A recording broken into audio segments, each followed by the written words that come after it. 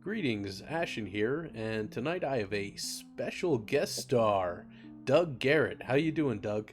I'm doing great. How you doing? I'm doing wonderful, and if you know Doug, he is the creator of Lone Wolf. It is a comic series that has been crowdfunded. The first book is done, and an anthology is currently up if you wish to get it. There will be a link in the description. After this is all done, there will be another book, the second book, technically, in the series, Lone Wolf 2. First off, could you tell me a little bit about your comic Lone Wolf so that way, if people aren't familiar with it, they may get to know it a little bit? Yeah, Lone Wolf is the story of Wolf, who is a 200-year-old Cherokee who hunts supernatural monsters with the guidance of his undead grandfather. That's really cool. So his grandfather has sort of imbued him with this ability from childhood? Yeah, like there's a whole group of people who fought monsters amongst the Cherokee tribe, and it was kind of passed down to Wolf. Oh, that's cool. It's almost like a mantle of some sort. Yeah, Yeah, it's really neat. Was there any specific inspiration for your story of Lone Wolf, such as movies or books or any personal experiences? yeah. I got into doing comics. I'd always wanted to do comics. I used to draw when I was a kid. I found this comic movement going on, a bunch of indie guys, making comics. And around the same time, I'd been doing a lot of looking into my family history. On my dad's side, we'd been here for 100 years. We're like some of the first people in the country. And then on my mom's side, I was looking back, and at one point, there was a Cherokee princess, which princess is our word there. There was not really a word to describe. Her father was the chief, and she had married a half native, half Jewish man. Oh, wow, that's interesting. Yeah, I mean, it's a story on its own. Yeah. And one of their children ended up marrying one of my ancestors. So I got into that story and was like, man, this is such a good story. But like, what if I put it in this world where this other stuff was going on? Because I didn't want it to be straight history or anything like that. Yeah, that's really good. Yeah, while I was reading through the book, I did definitely notice that inspiration in the story. Yeah, and do you see any of yourself in the character of Wolf? Well, he's kind of a loner. He he knows what he needs to do, and he doesn't look to anybody else to do his job. And I kind of take that from my life experience. I make friends and I have friends and stuff, but I really keep to myself. And family is important to me.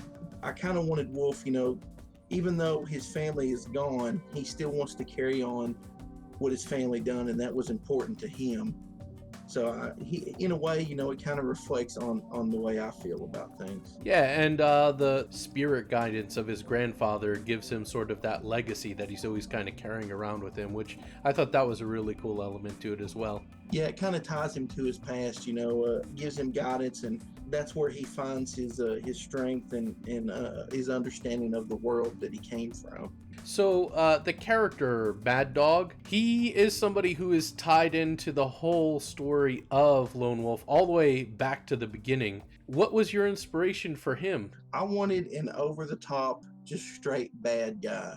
Like we see so many bad guys these days who we can relate to. It's like, oh, well, that's why he's bad. This unfortunate event caused him to be bad.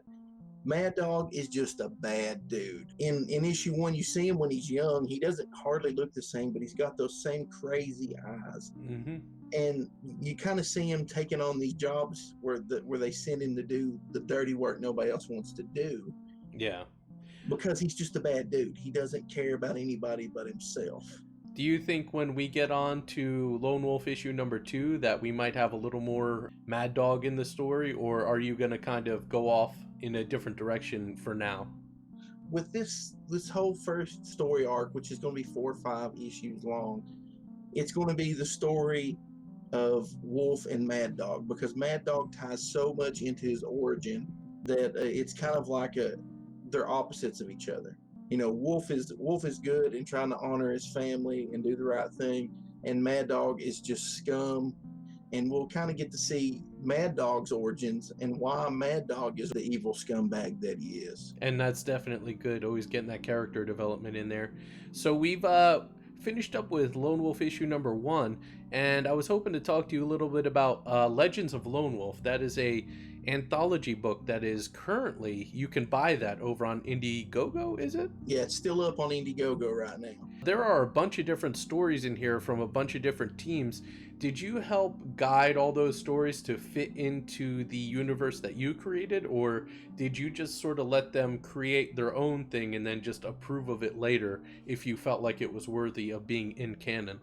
Well, what we did is when we first started, Cal Jameson, who is the writer of Shinobi Sasquatch, me and him sat down and we come up with a list. It was a guide, of how the world works, Wolf's personality, and all this stuff.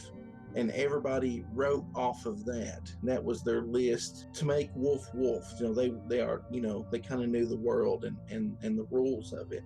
With Wolf being 200 years old at this point, and there's actually one story where it's in the future, so it may or may not be canon, but you've got all this length of time, and this is things that could have happened or possibly did happen within his lifespan. Well, definitely, what if stories are always very popular in comic books, so I can see that happening here. I mean, they do that even with Old Man Wolverine and stuff like that. The future is uncertain, so you can play around with that a little bit. Exactly.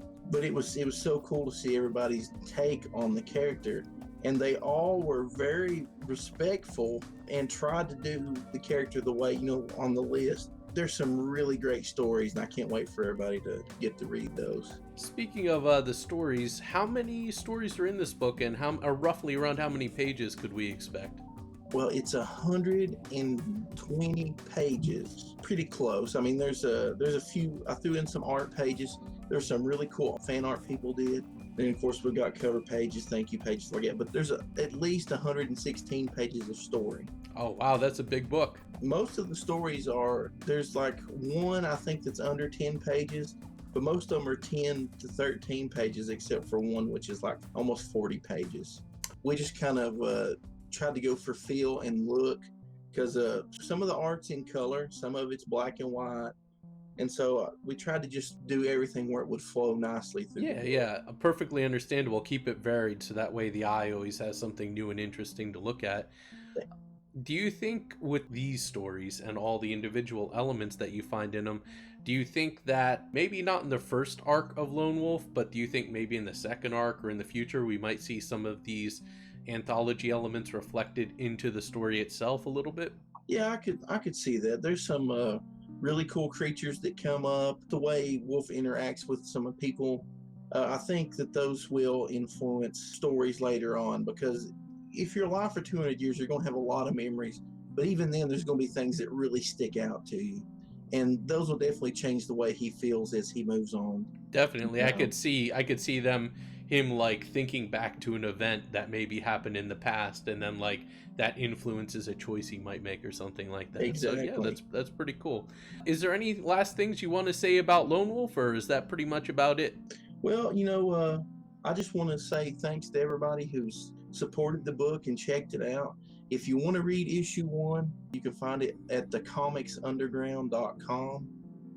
You can read it for free. Go check it out and download it if you want to. Share it with your friends. Definitely, and I'll also have that linked in the description below. So there is one last question, and that's because this is a near and dear subject to my heart, and this has nothing to do with the comic books or anything like that, but from now on, when I do these interviews, I will always have this question for anybody I might be interviewing. Do you happen to have a favorite horror movie that you enjoy, or maybe a series on television or something that has horror elements to it that you really enjoy? Probably my favorite would be Army of Darkness. Oh, that's a classic, man. I love it. Yeah, I love Bruce Campbell. I love the movie. It's got the horror. Well, of course, you can't have that without watching the other 2, Evil Dead. But it's got the comedy. It's got the classic horror elements, some good effects, some campy effects. It's got a little bit of everything for everybody in it. Definitely a signature Sam Raimi. So what's your history with this? Did you see this when you were like a younger kid, or did you sneak watch it, or were you given permission? Like, what was the scenario? Do you remember? I was hanging out with some guys. I think I was 13 or 14, maybe 15. I think we were having band practice, and we'd always go over to one of the guys' house and we'd play music for a few hours. One of my friends, he collected horror movies. He had tons of horror movies. And he was like, "Hey, have you ever seen Army of Darkness?" And I'm like, "No, I've never seen it."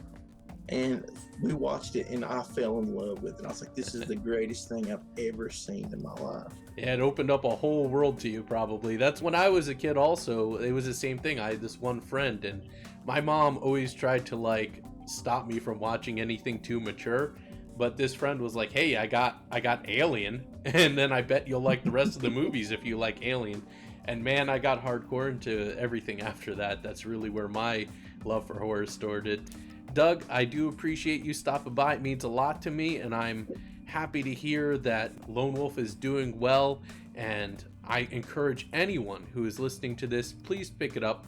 Please support this creator. I'm in for several issues of Legends of Lone Wolf. He will deliver, and now's the time to get it before he closes up shop. It's not going to be too long. So, anyway, like I said, Doug, I appreciate you stopping by, and we'll chat later, okay? All right, man. Thanks for having me. I really appreciate you promoting my book and just being a really cool dude and a good friend.